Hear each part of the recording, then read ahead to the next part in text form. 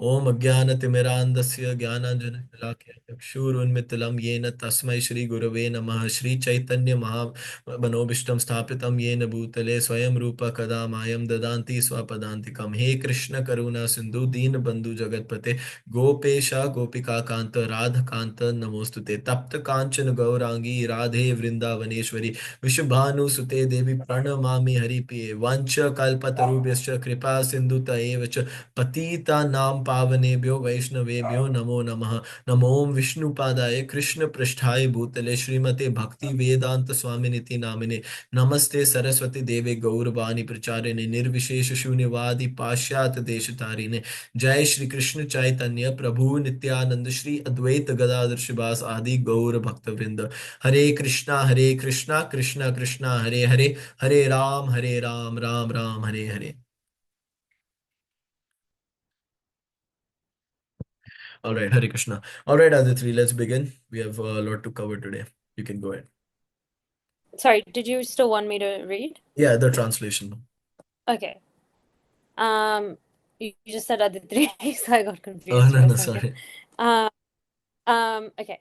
The Supreme Personality of Godhead said, fearlessness, purification of one's existence, cultivation of spiritual knowledge, charity, self-control, performance of sacrifice, study of the Vedas, austerity, simplicity, non-violence, truthfulness, freedom from anger, renunciation, tranquility, aversion to fault-finding, compassion for all living entities, freedom from covetousness, gentleness, modesty, steady determination, vigor, forgiveness, fortitude, cleanliness, and freedom from envy and from the passion for honor. These transcendental qualities, O son of Bharata, belong to godly men endowed with divine nature. Yeah. Can you also read the purport? Yeah. Uh, I'll give some like half of it and then I'll explain a little bit, then we can move on to the rest. But it's actually this was pretty self-explanatory. Like most of the thing is explained in the purport, but I'll just still add few points. So you can read for now. I'll tell if you have to stop. You can go ahead. In the beginning of the 15th chapter, the banyan tree of this material world was explained. The extra roots coming out of it were compared to the activities of the living entities, some auspicious, some inauspicious. In the ninth chapter, also the devas or godly and the asuras, the ungodly or demons, were explained. Now, according to Vedic rites, activities in the mode of goodness are considered auspicious for progress on the path of liberation, and such activities are known as Devi Prakriti, transcendental by nature. Those who are situated in the transcendental nature make progress on the path of liberation. For those who are acting in the modes of passion and ignorance, on the other hand, there is no possibility of liberation. For those who are either they will have to remain in this material world as human beings, or they will descend among the species of animals or even lower life forms. In this 16th chapter, the Lord explains both the transcendental nature and its attendant qualities, and the demoniac nature and its qualities. He also explains the advantages and disadvantages of these qualities. Should I continue? Yep, go ahead. Yeah, the word abhijatsaya in reference to one born of transcendental qualities or godly tendencies is very significant. To beget a child in a godly atmosphere is known in the Vedic scriptures as garbhadana samskara. If the parents want a child in the godly qualities, they should follow the 10 principles recommended for the social life of the human being. In Bhagavad Gita, we have studied also before that sex life for begetting a good child is Krishna himself. Sex life is not condemned, provided the process is used in Krishna consciousness. Those who are in Krishna consciousness, at least, should not beget children like cats and dogs, but should beget them so that they may become Krishna conscious after birth. That should be the advantage of children born of a father and mother absorbed in Krishna consciousness. The social institution known as Varna, I'm probably pronouncing all of these wrong. Varnashrama dharma. No, you got it pretty good. Varnashram Varnashrama dharma. Yep. Dharma, the institution dividing society into four divisions of social life and four occupational divisions or castes, is not meant to divide human society according to birth. Such divisions are in terms of educational qualifications. They are to keep the society in a state of peace and prosperity. The qualities mentioned herein are explained as transcendental qualities meant for making a person progress in spiritual understanding so that he can get liberated from the material world. Yep. Okay, just I'll quickly add one thing. So Varnashrama dharma, anyone knows what is Varnashrama dharma exactly? Okay, so Varna Ashrama Dharma is there are two things. First is Varna and then is Ashrama. So in Varna, there comes four Varnas, which is basically how we understand this in Vedic society, in ancient Vedic civilization. The entire purpose of civilization was attaining spiritual realizations, attaining liberation from this world because they were very advanced. They understood that this material world is temporary, the soul is eternal, and the soul is actually trapped in the cycle of birth and death. And the Vedic civilization was designed in such a beautiful way that no matter what type of, like, for each individual it was cultivated so that with their own qualities, because each individual has their own inherent qualities. So despite your individual qualities, you can cultivate it in such a way that you can eventually attain God. Now, how do they do this? There are four categories. First is Brahmana, or the intelligent class of men. Now, the Brahmana is actually supposed to be the brains of the society. They are very learned in scriptural knowledge, and they are possessing very good qualities, non-violence, truthfulness, cleanliness, devotion to God. Basically, their Brahmana's duty was to learn the scriptures throughout their life, the guiding, life instructions for human society. They used to read these scriptures and they used to educate the remaining society about these scriptures. And these scriptures used to give a talk about all aspects of life, morality, politics, social welfare. So all of this was the Brahmana used to be very well versed in all of this, and he used to guide. So even then comes the administrative class, or the Kshatriyas. Kshatriyas usually in those time used to be administrators, like kings, soldiers. In today's time, we can see a Kshatriya could probably be a prime minister. So basically, people who are in charge, administration job. And the Kshatriyas used to always abide by the instructions given by the Brahmanas. The Brahmanas used to be well versed in what is morality, how should a person function, how should a king operate, looking at the welfare of society, and eventually getting each person to attain God. So the Brahmanas used to advise the Kshatriyas. So, and the Kshatriyas, their main duty was to protect their citizens. So, if there was a king of a country or a large piece of land, the king's job was to look after the welfare of each living being. Now, when I say living being, it does not only mean citizens. In Vedic society, the civilization was so pure and so civilized that living being means each and every living being, like a bird, an animal, everything was looked after. They made sure that the cows were well fed. There was prosperity in the land. There was enough grains in the society so that every citizen can sustain very nicely. And that's why we see in those times in Vedic civilization, there was no instance of people revolting against a king, because people were so satisfied economically, psychologically, physically, everything was very well to do. They were very happy. There weren't very much issues. There wasn't, in today's time we see rape cases and all that. All that was unheard of in Vedic civilization. Why? Because the king used to make sure that my service to God is by protecting my citizens. So he used to look after that. And the king's other job was also protecting the Brahmanas. Brahmanas used to take a vow of non-violence, and the kings were supposed to protect them and take care of them, because the Brahmanas are the most important part of society. They're the intelligence. Without intelligence, the body cannot function. So the Brahmanas are the brain.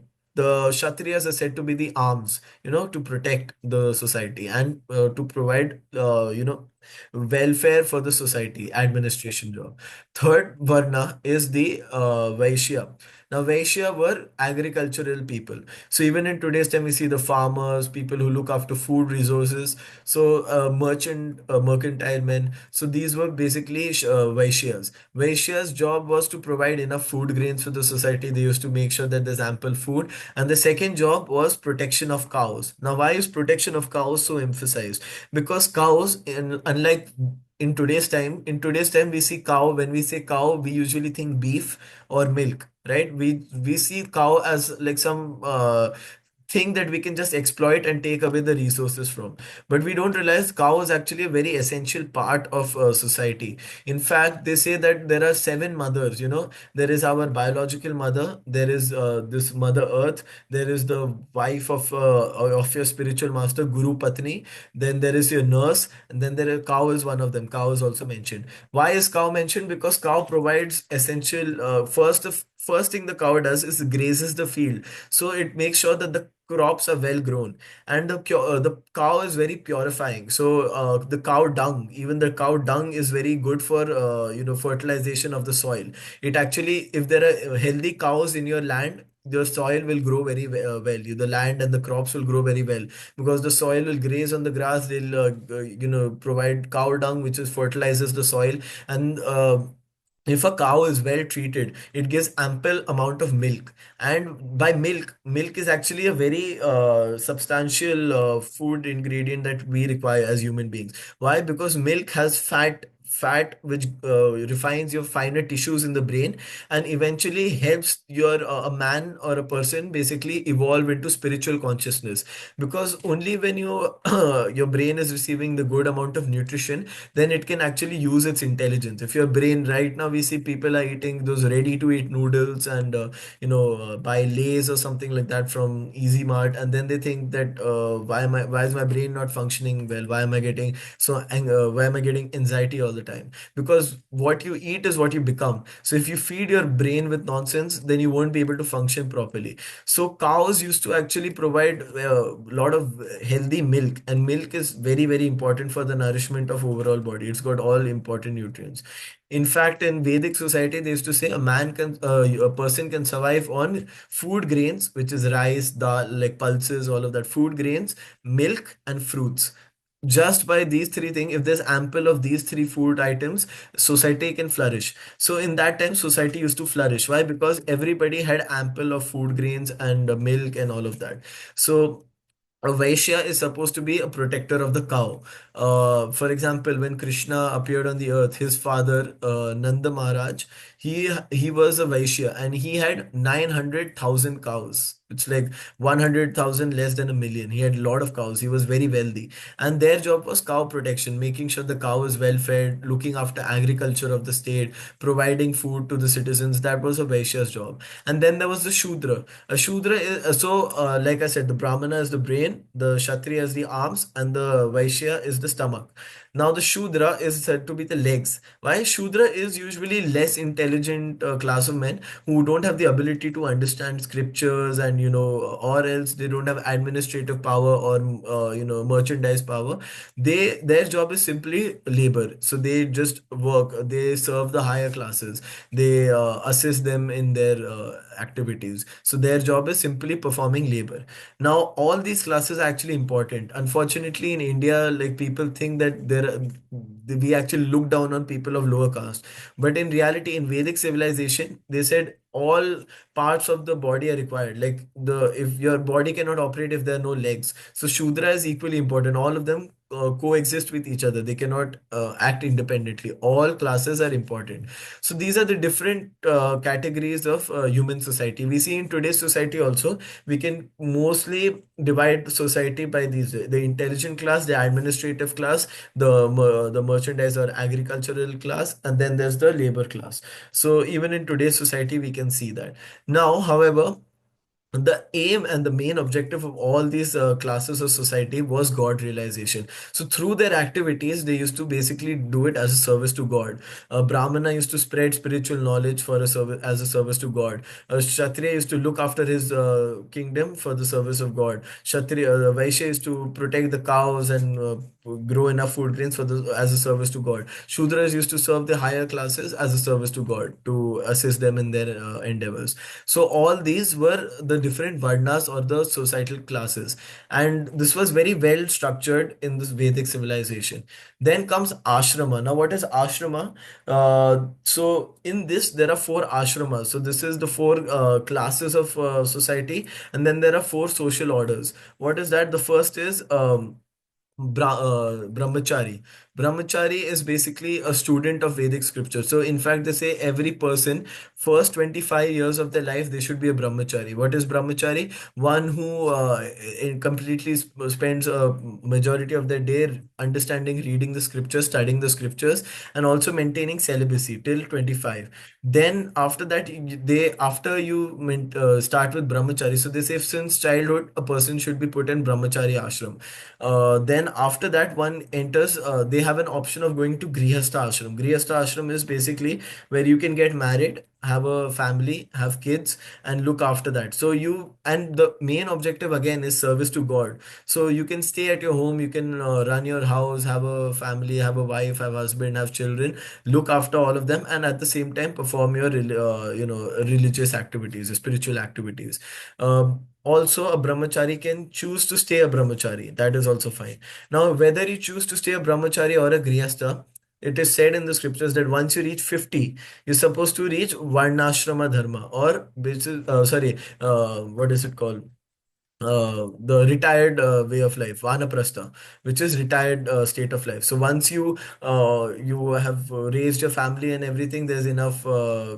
Everything is taken care of. You've lived your householder life. Then after 50, you must take a retired life, and then you basically at that age you try to learn the scriptures, understand the scriptures, and you spend your time traveling from holy places, trying to basically the purpose is where a person needs to understand God. Only by that he can move from bodily consciousness to spiritual consciousness and break free from the cycle of birth or death.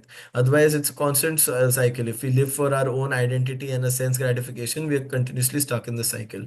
So, Vanaprastha is basically where one person, the person after staying in Grihastha ashram for a couple of years, he then retires and he dedicates his life to understanding scriptures, traveling to holy places for attaining God realization. And then the last class is sannyasa. Sannyas is renounced order of life, where I think it's given ahead. So yeah, Mega, you can continue reading because the part ahead is pretty self-explanatory. Go ahead.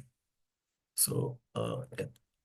So, in the Varnashrama institution, the sannyasi, or the person in the renounced order of life, is considered to be the head or the spiritual master of all the social statuses and orders. A Brahmana is considered to be the spiritual master of the three other sections of society, namely the Kshatriyas, the Vaishyas, and the Shudras. But a sannyasi, who is on the top of the institution, is considered to be the spiritual master of the Brahmanas also. For a sannyasi, the first qualification should be fearlessness, because a sannyasi has to be alone without any support or guarantee of support. He has simply to depend on the mercy of the Supreme Personality of Godhead. If one thinks, after I leave my connections, who will protect me? He should not accept the renounced order of life. One must be fully convinced that Krishna, or the Supreme Personality of Godhead, in his localized aspect as Paramatma, is always within. That he is seeing everything, and he always knows what one intends to do. One must thus have firm conviction that Krishna, as Paramatma, will take care of a soul surrendered to him. I shall never be alone, one should think. Even if I live in the darkest regions of a forest, I shall be accompanied by Krishna, and he will give me all protection. That conviction is called abhayam, fearlessness. Yeah. This state of mind is necessary for a person in the renounced order of life. Perfect. So sannyasi is again renounced. Sannyasi dedicates his entire life to learn the scriptures and spread the knowledge over the world. They say a sannyasi never has his own home. Sannyasis usually wear saffron color robes, and that saffron stands for the fire of the fire in which you throw away your material attachments. So a lot of like you'll see monks, they have shaven heads and they wear saffron robes. What does the shaven head stand for? Like you're giving up each and every material attachment. If we see, even our hair is such a big material attachment. We invest so much money in styling our hair and trying to look good, and we spend so much in buying hair products and everything. Hair was recognized even in the scriptures as a source of material attachment. That's why once you enter the renounced order of life, sannyasi means you've completely renounced from material attachment and now you're completely focused on spiritual enlightenment. Sannyasi never has his own home. He travels from place to place spreading the knowledge of scriptures. And a sannyasi is supposed to guide entire society. A brahmana can guide, the kshatriyas, vaishyas, shudras, but sannyasi can instruct everybody, all classes, even a brahmana. Sannyasi is the highest class. So abhayam, a lot of people have heard the word abhay. Abhay means fearlessness. So as we see, the first divine quality that's mentioned in the verse is fearlessness. So how is a person supposed to be fearlessness? Have fearlessness is by completely depending on the Lord, completely surrendering on the Lord. You know that the Lord is inside your heart as Paramatma. He's watching you. He knows each and every intention, everything that you've thought about, everything that you want, all your thoughts and anxieties, the Lord already knows because He's inside your heart. So once somebody completely, the more you surrender unto Lord, the more Lord or Krishna makes himself visible to you. If we have the attitude like, I believe in all this Krishna stuff, but I also want to do my own material things. I don't completely, my faith is not that strong. If our faith is like halfway there, Krishna will also reciprocate in that way. If you genuinely should genuine surrender towards Krishna, Krishna will immediately appear. One very good story was when Draupadi in the Mahabharata, basically, she was lost in a gambling match where her husband had lost everything that he owned, Yudhishthir Maharaj, and in that gambling match, he also had to put his wife on stake. And when he lost his wife also, then the demoniac king Duryodhan and his allies. Karna and Dushasan, they were actually harassing Draupadi. So Karna actually said, because she had insulted Karna before. So Karna said that why don't we disrobe her now that we have bought her over? Let's disrobe her in front of the entire assembly. And she was a queen, so doing that is actually a very big offense. Disrobing a woman is a very very big offense, and these guys were doing it in open court, that too to a queen. So when she was doing it, it's actually given how that went by. So first, when they held her cloth and they were about to disrobe her sari. She first looked at the elders in the assembly, thinking that the elders might say that something very immoral is happening, and they would stop. But the elders couldn't do anything because they just stayed quiet. Then she looked at her husbands, the five Pandavas, but they were also bound by commitment because they had sold themselves also as slaves to the evil king Duryodhan. So by morality, they couldn't do anything, even though they wanted to do, but they were so righteous that they weren't able to do anything. They were just looking in complete agony that their wife was being treated in this way. Then she finally thought that I will rely on my own strength. So basically, she surrendering onto, first she looked at the elders, then she looked at her husband, then she thought, with my own strength, I'll stop it. So she tried to pull her rope back. But even then, they were pulling, and they were like big Kshatriya soldiers. So they were like, just, she wasn't able to restrain. Finally, after giving up all hope from material life, where she first looked at her elders, then she looked at her husband, she looked at her own strength. After that, she just closed her eyes and in complete mood of surrender. It's given in the Bhagavatam. Complete mood of surrender. She just prayed to Krishna that, oh Krishna, oh my Lord, please save me. And when she did, only when, because this Krishna could have stopped it in the beginning. And when, okay, I'll just quickly continue the story. When she completely surrenders to Krishna in her heart, she completely surrenders, like, oh my Lord, I'm completely dependent on you. Then only Krishna actually reciprocates, and the cloth, he supplies unlimited cloth. So the more the soldiers were pulling, it just kept on going. It was never ending because Krishna was supplying the cloth. Now, when Krishna was later on confronted by Draupadi, she said that when I was being mistreated, why did you come so late? Why after everything did you come? So he said, oh, Draupadi, you first looked at support from elsewhere. You started looking at support from your own strength. You looked for support from the elders in the court. You weren't fully surrendered, and you can only expect reciprocation when you completely surrendered. Only when you completely surrendered, when you realize that all these efforts of mine are futile and everything ultimately depends on the Lord. And then when you, with that mode of surrenderance, when you approach, he immediately reciprocated. So that goes to show that your level of surrenderance is what will give you that reciprocation from Krishna as well.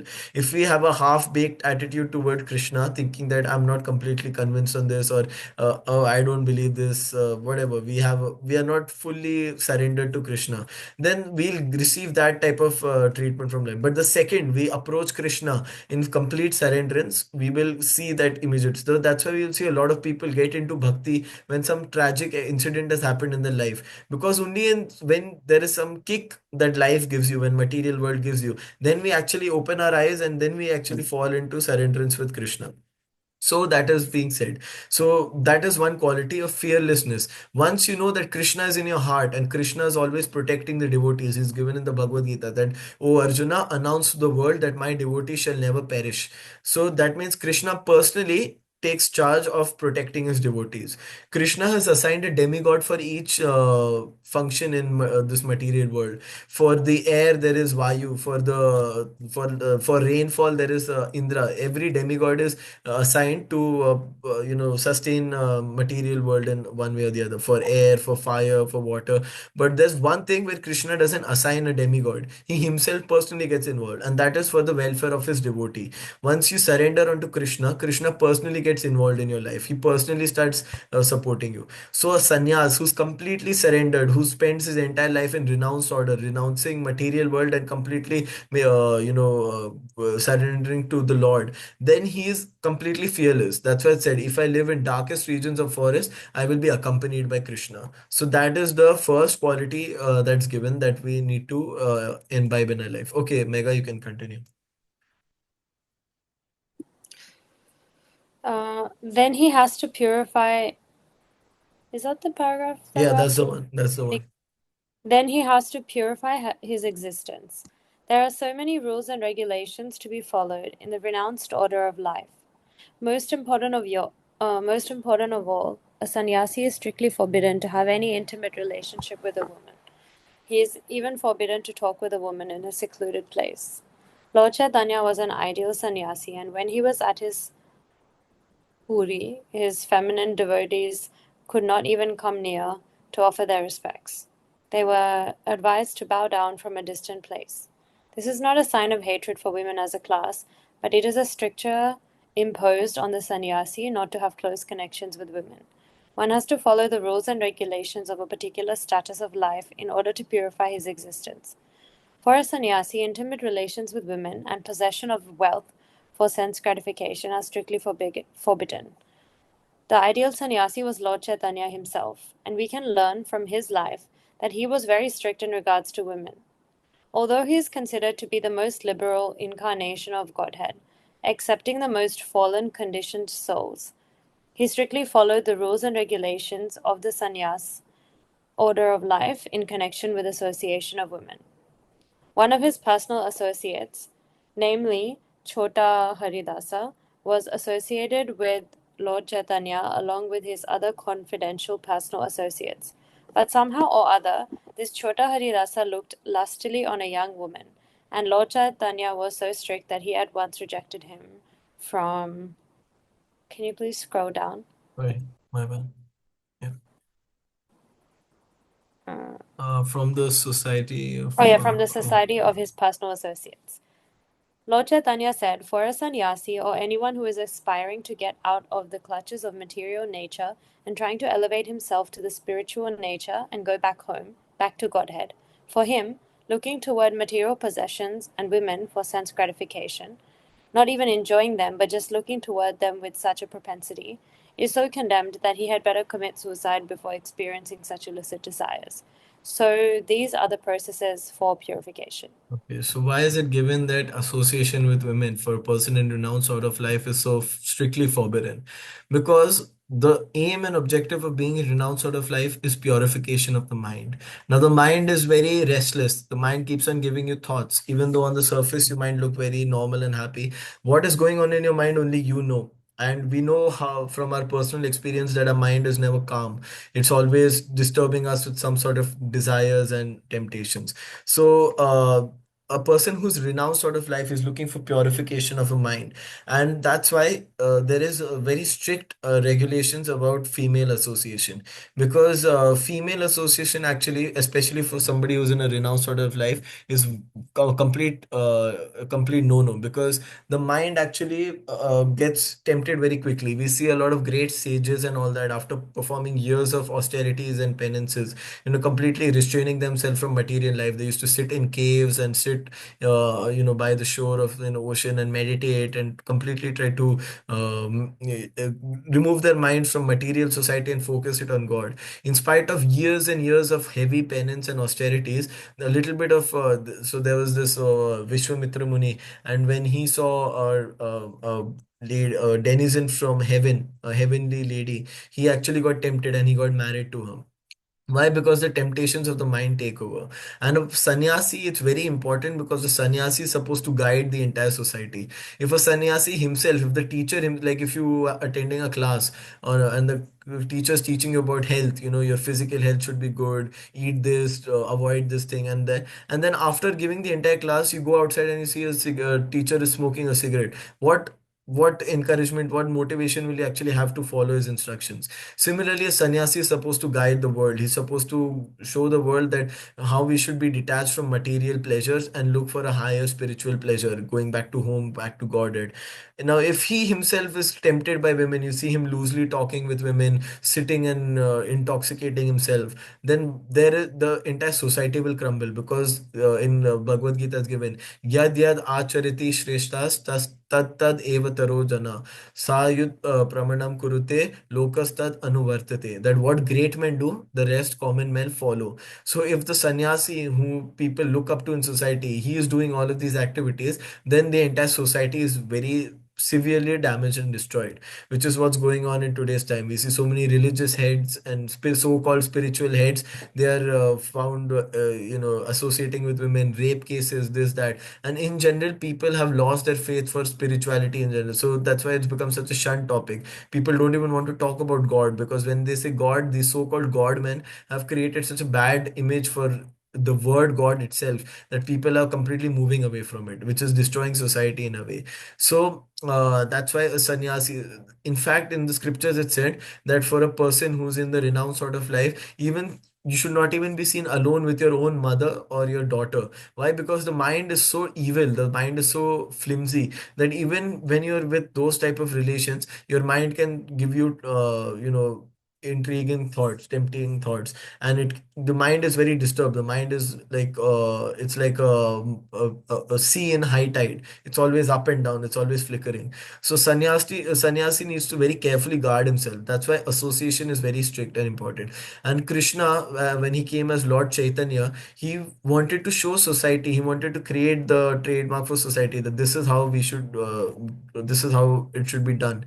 So when he became accepted sannyas order of life, he used to not even be seen anywhere near women. Even when there was a social gathering, women used to sit far away from him, because he was that strict about how sannyasi should do. It's not because he hated women. He was very liberal towards everybody, even the most fallen drunkards. He used to should give them mercy. But when it came to women, the reason he was doing this was to show a framework for the sannyasis, that if you're in this renounced order of life, then association with women should be very restricted, very forbidden. You cannot be loosely hanging around, because that will create a wrong impression in the minds of society and completely destroy the image.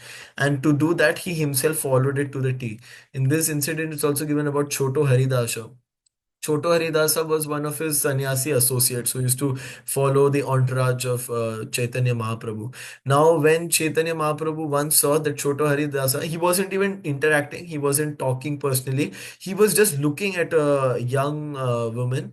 with lustful desires. You could see from his look that he was looking at that woman very lustfully. So Lord Chaitanya got so angry with him that he said, "Get this guy out. I don't want to see him anywhere near my entourage. If he's there, I will stop preaching. I will go." And people got very shocked. People first tried to convince, but they realized that Chaitanya Mahaprabhu wasn't going to budge. He was very strict about this. And he, in fact, said that you rather commit suicide than to look at a woman lustfully. And Choto Haridas actually went to Triveni and committed suicide. And when Chaitanya Mahaprabhu came to know this, he said, "Oh, what happened to Choto Haridasa?" They said, "Oh, he committed suicide." He said, "Oh, that's good."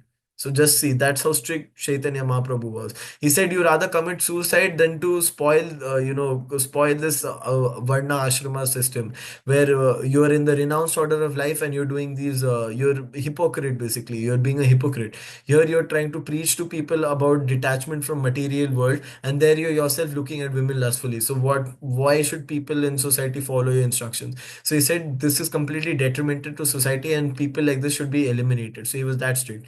Whereas there's one more incident. There was one disciple of Lord Chaitanya who was in the Grihastha ashram, in the householder ashram, and his wife was pregnant. And in that time, Lord Chaitanya was actually congratulating him, said, "Very good news, congratulations." He blessed the child and everything. So we can see the contrast. But why did Chaitanya Mahaprabhu make this distinction? Because one person accepted the renounced order of life, and his path was completely elimination of material enjoyment and focus on spiritual realization. And if he saw any hypocrisy and double standards in that, he wanted that to be completely eliminated. Whereas in a Grihastha ashram, it's perfectly fine to raise a kid and be in relationship with your wife.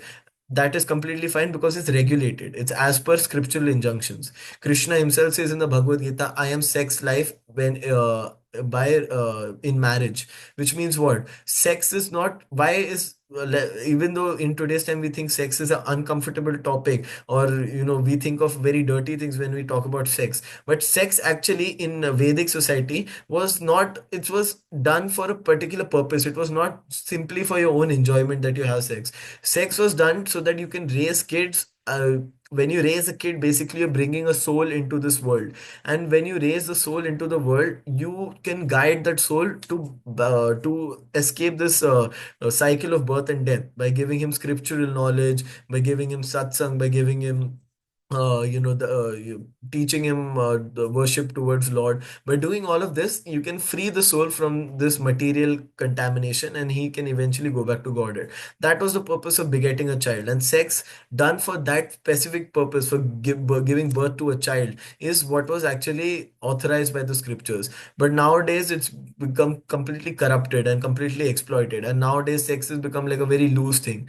So in that time it was very regulated. So that is what we can see, how the Vedic society, Varna Ashrama Dharma, was actually perfectly organized and perfectly structured, where you can go about in your daily activities in a regulative way, so that eventually all your activities lead you back to liberation, back to God.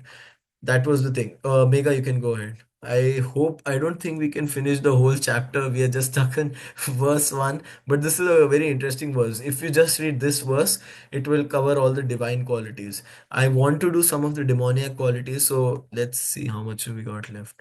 Okay, it's pretty much. Can I I read next? Sorry? Yeah, yeah, Can I go ahead. read? Yes, yes, go ahead. I thought like I'll do verse by verse, but this verse is so long that I don't think one person can read it. You can take over, Priya. Yeah, Priya can read if she wants. Yeah. Thank I think you. we were in this next item. I have the book. I'll go through the book Yeah.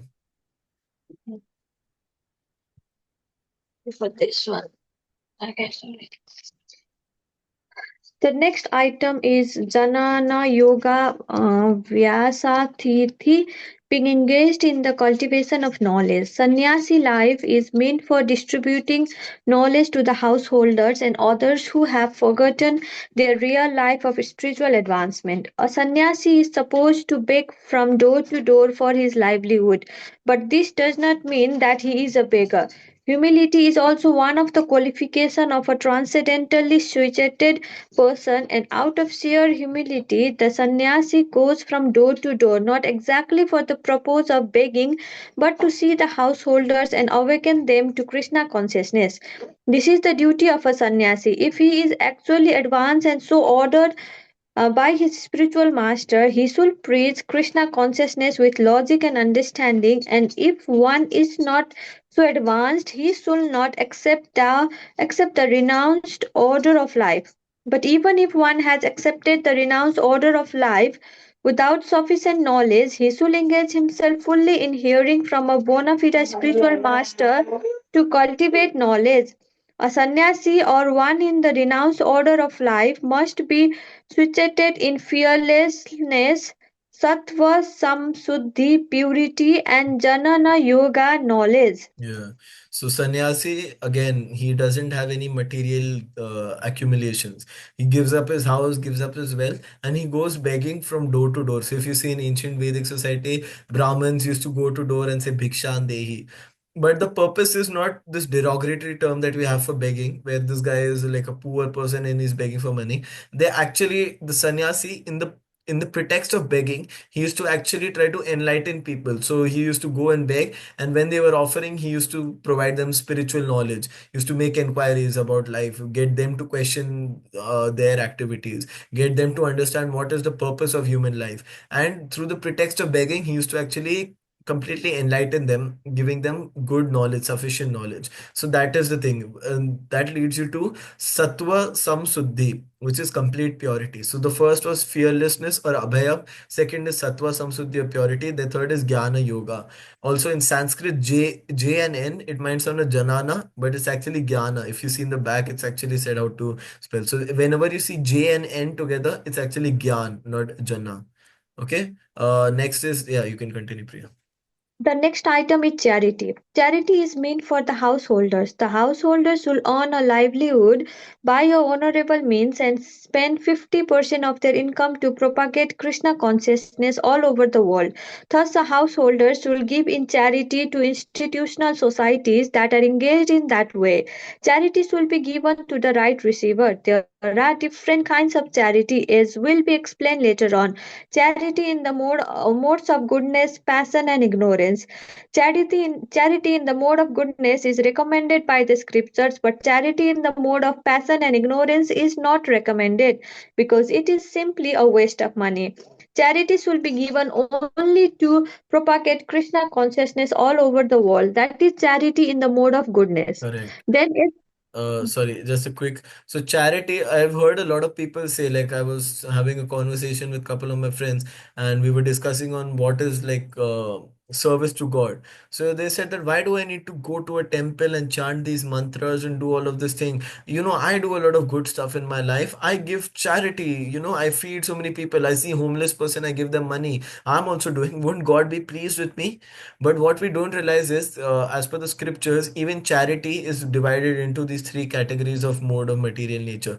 So there's charity in goodness, passion, and ignorance. Now, for example, karma, you guys all know what karma is, right? You bear the consequences of your action. Now, for example, you give a homeless person, some money, you give him 500, $100, for example. Now, you might think you're doing a very charitable act, but supposing this guy now goes with that $100, he buys drugs, he buys alcohol, and he starts harming himself. Then what we don't realize is, since we are being the supplier, we are the source of where he's getting all of this because we have provided him money. We are actually taking in some karma. That's why, I mean, in India we used to say never give money to anybody. You should know who you're giving. Charity should be actually understood, and as per the scriptures, charity should only be done to propagate God consciousness in the world. Other charity, the second is passion. What is passionate charity?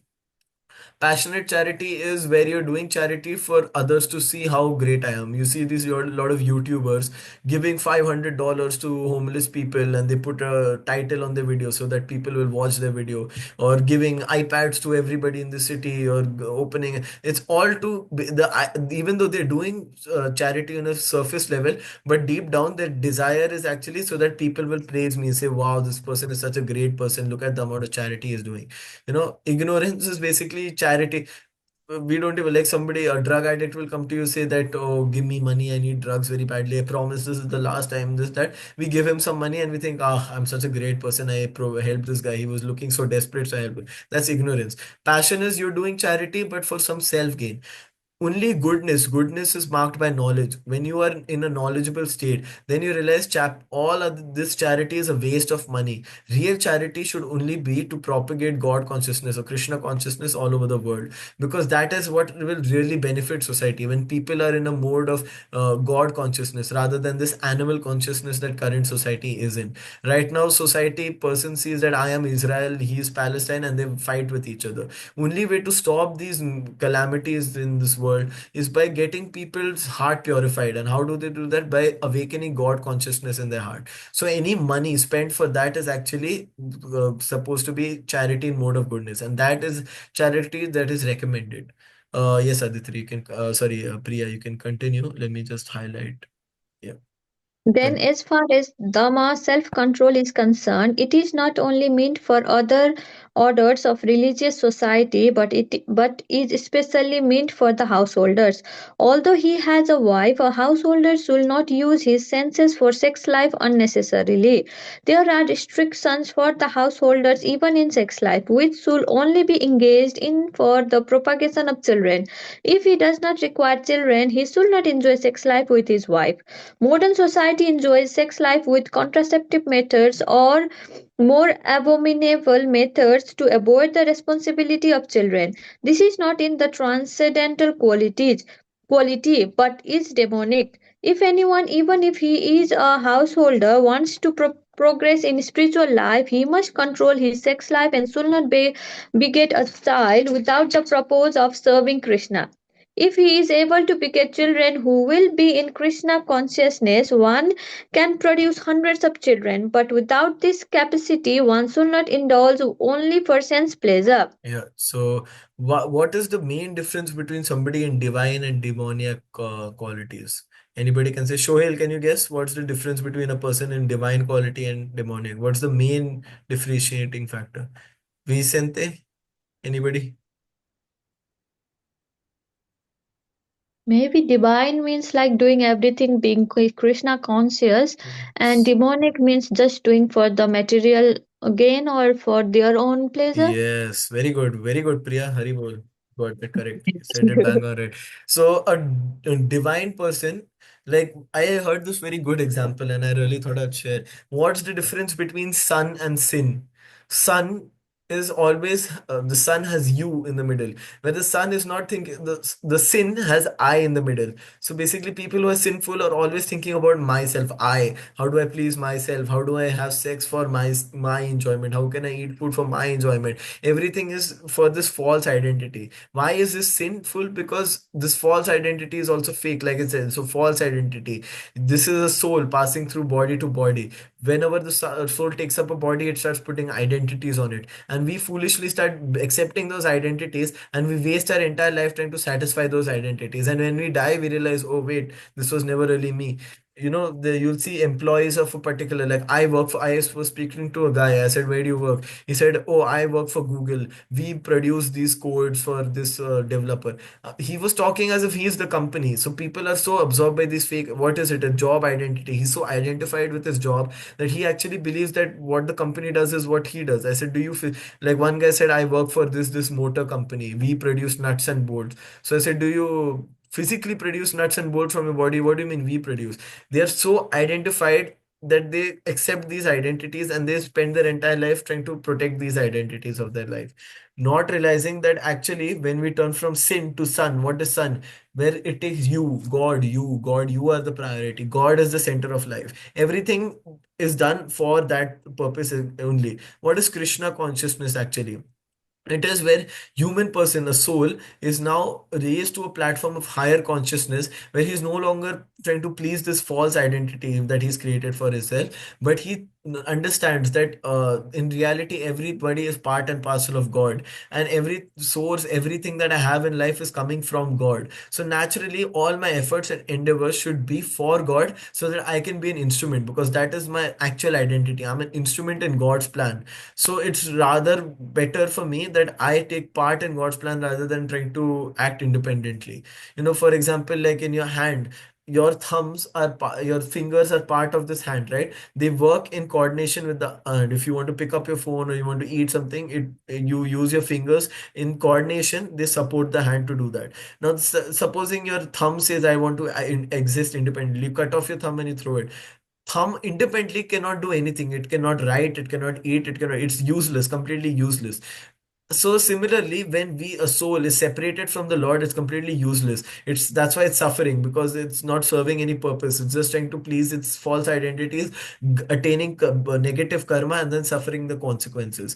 But when the thumb becomes a part of the hand, then when it acts in coordination with the hand, then only it becomes useful, and then it's actually serving its true purpose. So similarly for us, as long when we put God in the center, when we put Krishna in the center, then only we are serving our true purpose. Otherwise, we are just trying to satisfy this false identity. So even with sex should be done for the purpose of Krishna. When we do sex in a Krishna consciousness way, it's basically how can I get souls to, how can I liberate more souls? So we bring a soul in the world, we raise them in a good, positive environment. We get them to understand the knowledge of Bhagavad Gita. We get them to, perform devotional services towards the Lord. And gradually from childhood, if the person is ingrained with this knowledge, then as he grows up, naturally his entire life will be shaped for Krishna in a Krishna conscious, happy, blissful way.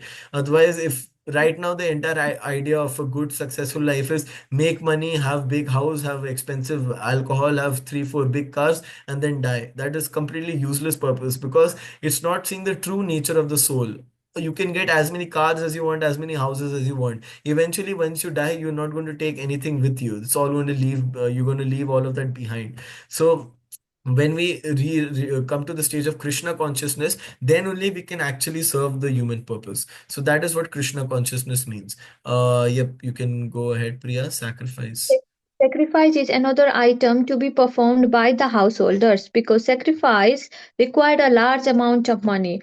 Those in other orders of life, namely Brahmacharya, Vanaprastha, and Sannyasa, have no money. They live by begging. So, performance of different types of sacrifice is meant for the householders. They should perform Agnihotra sacrifice as enjoined in the Vedic literature, but such sacrifice at the present moment are very expensive and it is not possible for any householders to perform them. The best sacrifice recommended in this age is called Sanskritana Yagna. Sankirtana Yagna. Yep. Go. Sankritana Yagna. This Sankritana Yagna, the chanting of Hare Krishna, Krishna Krishna Krishna Krishna, Krishna Hare Hare Hare, Hare, Hare Hare Rama, Rama Hare Hare Rama, Rama Rama Rama Rama, Rama Hare Hare Hare, Hare. is the best and most inexpensive sacrifice. Everyone can adopt it and derive benefit. So these three items, namely charity, sense control, and performance of sacrifice, are meant for the householders. Yep. Then Sorry, everybody clear? I think this is pretty self-explanatory. Sacrifices in earlier times, they used to perform yagnas where they used to sit around a fire and offer different items. In today's time, all of that is not possible. Neither do we have the knowledge on how to do it, neither do we have the ingredients to do it. Everything needed to be very pure to conduct a yagna. Good quality of ghee and things needed to be in a very specific way as per Vedic injunctions. In today's time, people lack the knowledge and the actual ingredients to perform the sacrifices. That's why Chaitanya Mahaprabhu gave us the easiest sacrifice. That's the good thing about Kali Yuga, that yagnas have become very easy. The best and the most important effective sacrifice in this age is the Sankirtana Yagna of chanting Hare Krishna, Krishna Krishna, Hare Hare, Hare Ram, Ram Ram, Hare Hare. You're by chanting this is like performing a sacrifice, a yagna, and that gives you all the qualities and effects of a yagna. You can go ahead, Priya. then Svadhyaya. Swadhyaya. Swadhyaya. Swadhyaya. Swadhyaya. Vedic study is meant for brahmacharya or student life. Brahmacharis should have no connection with women. They should live a life of celibacy and engage the mind in the study of Vedic literature for cultivation of spiritual knowledge. This is called Swadhyaya. Tapas or austerity is especially meant for the retired life. One should not remain a householder throughout his whole life. He must always remember that there are four divisions of life: Brahmacharya, Grihastha, Vanaprastha, and Sannyasa. So, after Grihastha, householder life, one should retire. If one lives for 100 years, he should spend 25 years in student life, 25 in householder lives, 25 in retired life, and 25 in the renounced order of life. These are the regulations of the Vedic religious discipline. A man retired from household life must practice austerities of the body, mind, and tongue. That is tapasya. The entire varnasrama dharma society is meant for tapasya. Without tapasya or austerity, no human being can get liberation. The theory that there is no need of austerity in life, that one can go on speculating and everything will be nice, is recommended neither in the Vedic literature nor in Bhagavad Gita.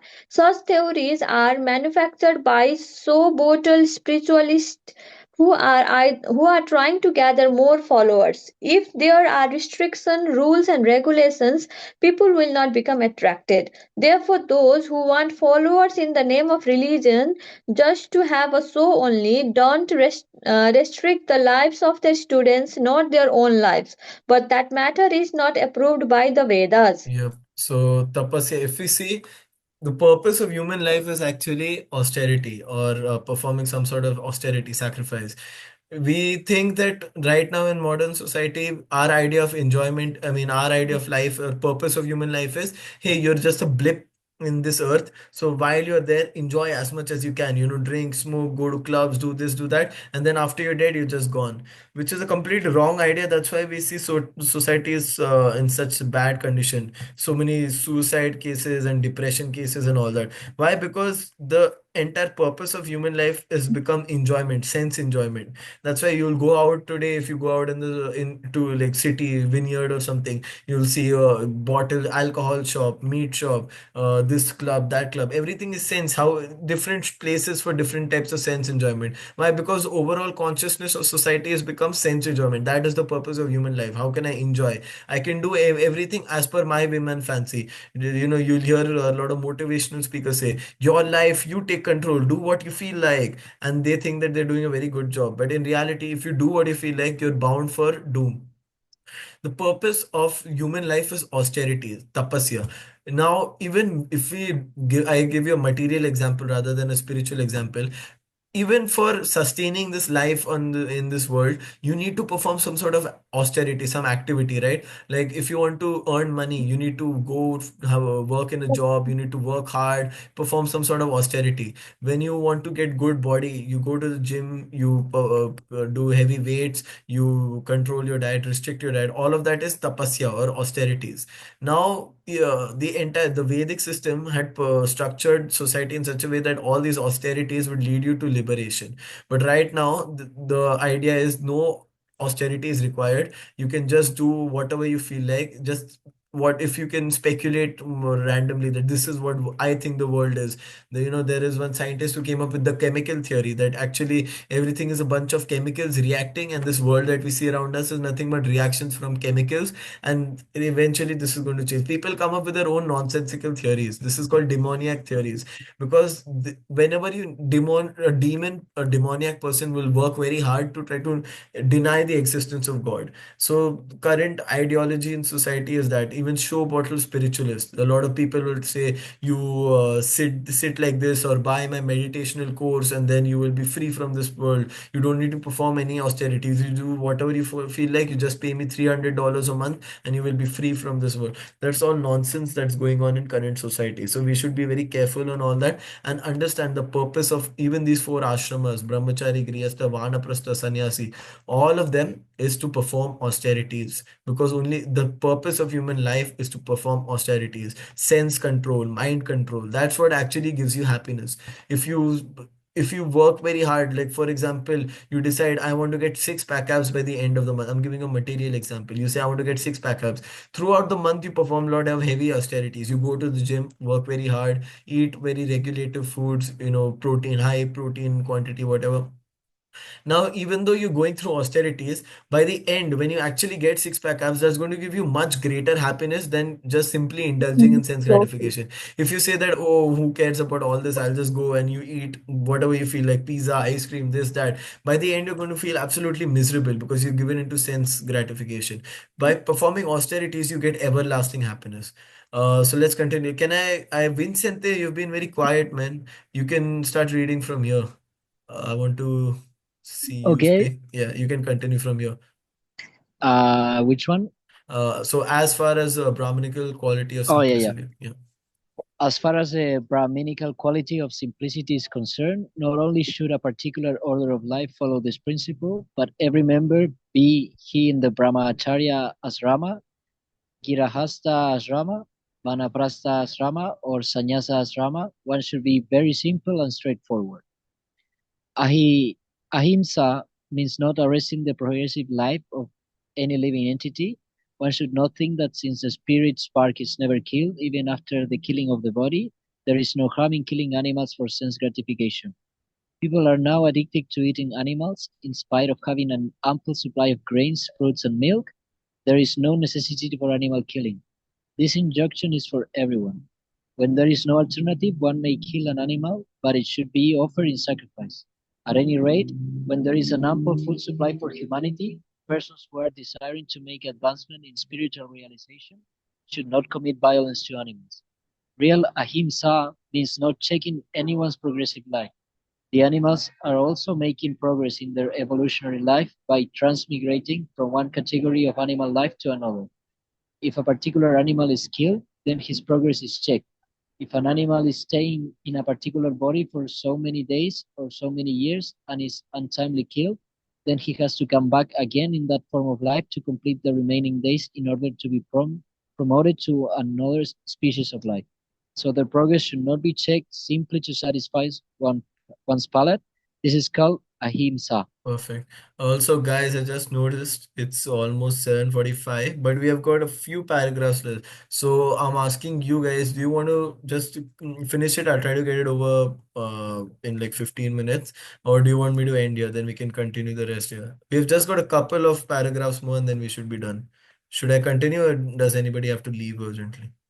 If you want me to continue, just put like a thumbs up so I can know that we can go ahead. Okay. Maybe Um, we can continue 16.3 and then we yep. can start from 16.4 tomorrow. Yeah, that makes more sense because this verse alone covers the entire divine qualities. Then Yeah. from next Yeah. class we can do demoniac.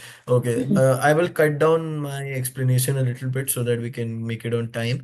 But in general, ahimsa means non-violence. In this, they're saying that animals should not be killed for sense gratification. Right now, we're killing animals so that we can eat their meat for our good own taste, without considering that animal itself is a spirit soul. And what we don't realize is human beings are bound by karma. Like we do good actions or bad actions, we'll get a body based on that. But animal is no matter it, animal doesn't have karma. So if you go and kill a like Shohel goes and kills an animal randomly on the road, you will get bad karma. But if a lion goes and kills a deer, the lion is not getting any bad karma because the animal life is actually a progressive life. You go through from insect, aquatic, insect, all of that, you make your way up to human life. So from 8,400,000 lives, you finally get human life. So any animal, it doesn't attain karma. An animal is basically like it's serving a prison sentence almost. It's supposed to do its time for some while and then it go progresses to the next stage. So you will be in a dog's body for 5 years, then you go into a higher body, probably a lion or elephant body. I'm just giving an example. Like that, from lower stages, you gradually rise up in animal life. So animal life is supposed to, so you're supposed to complete your entire time. Now, if you die an untimely way, if an animal is killed untimely, before it completes its entire life cycle, then it has to be again born. So if you go and you kill a cut a you kill a chicken, for example. When you kill a chicken, if the chicken, everybody when they're born, the number of years that they're going to live is come predetermined. Now if you killed untimely before that by unauthorized means, like you kill a chicken for your own pleasure, then the chicken, what we don't realize, that soul has to again take a chicken body and again be born again to complete its life as a chicken. So what we're doing is actually torturing that animal by making it again take birth on the same thing. It needs to, once the chicken dies, it will gradually go up. Animal life gradually goes up. But by killing it, we're making it go through the cycle. So that's why it's saying real ahimsa means not checking anyone's progressive life. And you allow the animal, the soul, to make progress in evolution. And in that way, things go fine. That is ahimsa. That is non-violence. Not that you want to eat chicken, so I cut it and without considering, just thinking as it as a normal object, and I just cut it off, and for my own sense gratification, for my own pleasure and taste, I kill it. That is wrong. So that is, by avoiding that, that is ahimsa. Yes, Vicente, you can continue. Satyam. Satyam, this word means that one should not distort the truth for some personal interest. In Vedic literature, there are some difficult passages, but the meaning of the purpose should be learned from a bona fide spiritual master. That is a process for understanding the Vedas. Shruti means that one should hear from the authority. One should not construe some interpretation for his personal interest. There are so many commentaries on Bhagavad Gita that misinterpret the original text. The real import of the words should be presented, and that should be learned from a bona fide spiritual master. Yeah. Pretty Should I self-explanatory. continue? Yeah, you can continue. This is Yeah. self-explanatory. Yeah. Akrodha means to check anger. If there is provocation, one should be tolerant. For once one becomes angry, his whole body becomes polluted. Anger is a product of the mode of passion and lust. So one who is transcendentally situated should check himself from anger. Apai sunam means that one should not find fault with others or correct them unnecessarily. Of course, to call a thief is not fault finding, but to call a honest person a thief is very much offensive for one who is making an advancement in spiritual life. Yeah. T means that one should be very modest and must not perform some act which is abominable. Akapalam, determination, means that one should not be agitated or frustrated in some attempt. There may be failure in some attempt, but one should not be sorry for that. He should make progress with patience and determination. Yeah. So akrodha means checking anger. There's a fun, interesting research I saw that they actually did a blood test of people who got very angry or frustrated, and every time somebody got extremely angry, very high levels of anger, they were actually producing toxins in their body. Like each cell in their body was producing their own toxins, and their heart rate and in general anxiety, stress, all of that was skyrocketed very quickly. Actually, your blood pressure increases, your metabolism slows down. It's actually just by getting angry, that feeling of anger, we don't realize, is killing us slowly, and this is scientifically proven as well. So anger is very it makes your whole body polluted. In ancient times, like in earlier yugas, previous yugas, if a person, a brahmanical person, used to get very angry, he used to immediately take a dip in the Ganges water, because he used to feel the negative energy, the negative aura around him, and he used to want to, their objective is to purify themselves. So they used to immediately take a bath in a holy place so that they can purify themselves only by getting the feeling of anger. So that's how destructive anger is. And why is anger said to be a mode of passion and lust? Because eventually passionate person is basically created a false identity for himself and working very hard to prove. So a person will try to, he gets very offended if you say, oh, what do you mean, I'm the CEO of this company and this person said this about me, or look at him, he's staring at me like that, how, who does he think? Yeah, you start getting very angry, and you get, oh, well, why? All of that is coming from mode of passion. Or lust, for example, lust, you trying to get some material gain and you are unable to get it, you get frustrated. Why can I get it? Like if you see drug addicts, when they are not able to get drugs, you should see them, they get absolutely crazy, the eyes become big and they start punching the walls and banging their heads. If you go to rehab centers, this is how you'll see the people, they're banging their heads on the wall and saying, give me heroin, give me cocaine. They go mad. Why? Because they are unable to satisfy their lust. All that comes from ignorance and passion. So this is why anger should be very checked. A person who wants to imbibe divine qualities needs to check their anger. In a very famous poem by Chaitanya Mahaprabhu called the Shikshashtakam. It said, Trinadapi sunichena tarorapi sahishnuna amanina manadena kirtaniya sadahari, which means that one should be as humble as a blade of grass. The blade of grass, as much as you trample on it, doesn't get up. It always stays flat on the ground, which means it's very, very humble. So one should be as humble as a blade of grass. One should be more tolerant than a tree. Tree, whatever you do, it will always be in a mood of giving. You punch the tree, it will give fruits to you. It will offer shelter to you. When you cut down the tree, it will offer wood to you. So throughout, the tree is always in the mode of serving. It's very tolerant. No matter how much torture you put the tree through, it's always serving. So that should be the mood. And one should offer all respects to others. Only in that mood can somebody actually chant the name of Hare Krishna, the chant the mantra of Hare Krishna. That's what's given in Chaitanya Mahaprabhu's Shikshashtakam. So we should, for that, first of all, check our anger. Then is one should not find faults in others and correct them unnecessarily. Now, Ghanshyam Prabhu used to say this. In Kali Yuga, we should not count two things. Two things we should give up trying to count. One is faults in other people, because Kali Yuga is said to be an ocean of faults.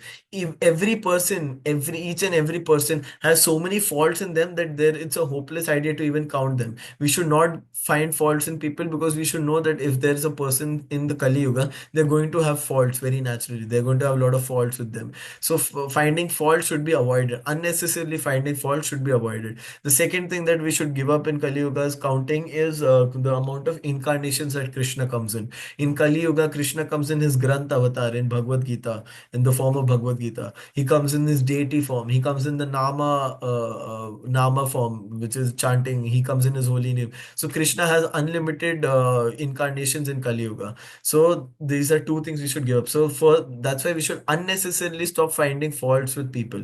I mean, obviously, calling a thief is not fault finding, but you should not unnecessarily find faults with people.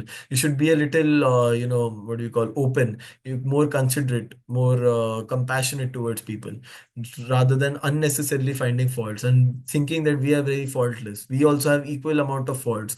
In fact, they say that the faults that we find in others is actually the faults that are predominant in us. We will only notice the bad qualities in other people that we have in ourselves. That's why whenever next time you see somebody doing something, some action which you start seeing this guy is doing this wrong, or you start finding faults, reflect on a moment that do I possess these qualities, because there's a very, very strong chance that you do.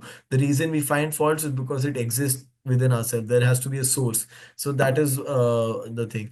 Re means modest. Okay. Yeah, that is self-explanatory. Determination. Okay. I think Shohel is remaining. So Shohel, you can just read to the end. Yeah, it's just 3 paragraphs. You can just read.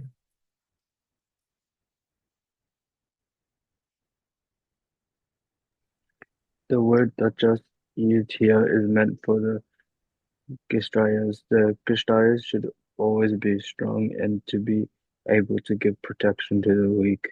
They should not pose themselves as non-violent.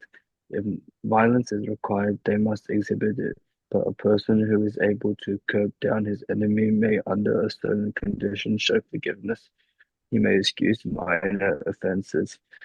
Saka means cleanliness, not only in the mind and body, but in one's dealing also. It is especially meant for the mercantile people who should not deal in the black market. Nati Manita, non expecting honor, applies to the Sudras, the working class, which are considered according to Vedic conjunction to be the lowest of the four classes. They should not be puffed up with unnecessary prestige or honor and should remain in their own status. It is the duty of the Sudras to offer respect to the higher class for the upkeep of the social order. Yeah, so they say Or cleanliness is next to godliness. So over here, cleanliness, like for example, Brahmanas used to take bath minimum 3 times a day. Any yogi is supposed to take bath 3 times a day. The more you keep yourself clean, we say if you've stayed in those dirty clothes throughout the day, naturally even your mindset becomes very uncomfortable and frustrated. But when you take a bath and a shower and you come out, you feel very calm and peaceful. Why is that? Because cleanliness is also affecting your entire state. And for advancing in spiritual life, cleanliness is very important. That's why taking a bath regularly, at least minimum 2 times a day, we should try to take a bath. But over here, it said cleanliness not only in body, cleanliness in mind also. So have pure thoughts, not all the time your mind is disturbed with this desire and that desire. Have a pure clean mind, clean body, and clean dealings also. So you'll see a lot of businessmen, they try to deal in black markets. That should also be avoided. Your dealings also should be very clean and pure. uh Expecting, yeah, this is correct. Yeah, last, you can continue, finish it off. All these 26 qualifications mentioned are transcendental qualities. They should be cultivated according to the different status of social, occupational order. The purpose is that even though material conditions are miserable, if these qualities are developed by practice by all class of men, then gradually it is possible to rise to the highest platform of transcendental realization. Very good. So quickly, can you guys tell me what all points we discussed? What are the divine qualities that I mentioned? Quickly name. Vicente, can you name some? All of you name some of them. Jealousy, Jealousy. Sorry? Divine No, but qualities. divine. Yeah. Like which you Clean. discussed. Yeah, Cleanliness, Saucham. Yep. cleanliness. Yeah. What else? Fearlessness, Fearlessness, Abhayam. Very good. Mega. Anything? purity, Purity. Correct. Purity of mind by good dealings. Determination. Determination. Very good. Was ahimsa one of them? Non-violence. Ahimsa, non-violence. Very good. Tapasya. Tapasya, austerity. Very good. Austerity. the, Yeah. the self-control, the Self-control. Yep. um, Akrodha. Akrodha. What does akrodha mean? To control the anger. Yep. So how do you control your anger? You can think of Krishna. Very, very good. Yep. That's that's a good one. Yeah. So akrodha. Krodha means anger. Akrodha means controlling your anger. So ahimsa. Ahimsa means violence. Ahimsa means non-violence. Like that. Satyam, truthfulness. Right. So some Mhm. more. I want to. We discussed like 26 qualities. You can easily tell D. a couple of. Swadhyaya, Swadhyaya, Swadhyaya. sacrifice, Yeah, what is Swadhyaya? Vedic Don't. study. Vedic study. Okay, good. Studies of scriptures. What else? Hri. Hri. What is Re? Is being modest. Sorry? Being modest. Modest. And Yep. What does that mean? According to your understanding, what does being modest mean? it's like similar to being humble, like not pursuing status or. Very good. Yep, correct. Did we say Anything else? cleanliness, the Yes, last one? Saucham has happened. Mega, I'm waiting for you to say one. And Shohil, you also not said many. Didn't I say sacrifice. ahimsa, like non-violence? Non-violence, and that's just one point. We Wait, sorry, discussed what's the 20. question again? Like, what are the qualities that we discussed for which are mentioned as divine qualities? Sacrifice. Sacrifice, very Yeah. good. Wait, how many are there? I thought we covered all of them. Yeah, we covered all of them. So there are 26 in total. Whatever comes to your mind. Oh, there's 26 Yeah, qualities for the yeah, divine. yeah. Oh, Wow. okay, I thought there was 5, or Did maybe we just say last charity one already? 5. Sorry, charity. Yep, charity is Yeah, one. Correct. yeah, charity's one. That's right. Apaisunam. What does that mean? Not correcting someone, Yep, finding fault unnecessarily. no fault finding. Very good. Come on, Mega, one. Well, it's like written there, right? Yeah, The you can read and tell. I just want to see if you understood the of meaning. oh, wait, was this 26 the ones I read in the translation? Like Yeah, the it's all. So if you see, it's all given these, over here Abhijatsya, yeah, then Saucham, Varnashrama, all the qualities are given. yeah. Each paragraph has a different quality. Is non-violence one? Yeah, Like Ahimsa, that's non-violent. already done. Oh, it's Anything already else? done. They're Okay. all Tejas, saying the same one. Anything else? Tejas. Tejas, what does Tejas mean? It's for the Satriyas, it says giving protection for the weak. Yeah, but what does it mean? That you read and told me. What did you understand from Tejas?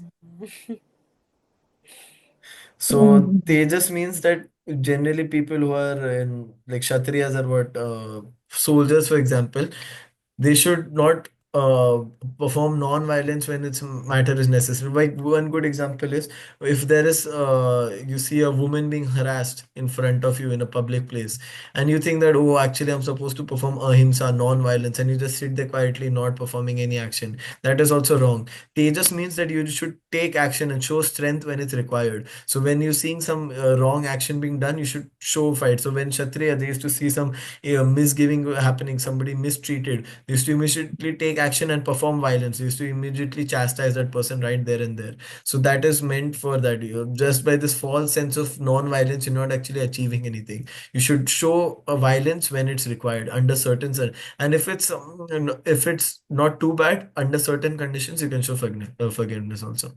All right. So yeah, those are the qualities. So we covered a very big chunk of this chapter. This covers all the divine qualities. So next class we will get to the demoniac qualities, and demoniac qualities is very interesting because when you start, I was reading this chapter, and half whenever I was reading one verse, I was like imagining some situation in life because it's so practical and applicable. You can imagine one very famous personality whenever you're reading a verse. So do have a read through this chapter. It's very, very interesting and practical. And yeah, next class we'll try to. I thought we can cover the whole chapter, but obviously we cannot. We just finished one verse in that. But anyways, it was good. Good verse. We covered all the divine qualities.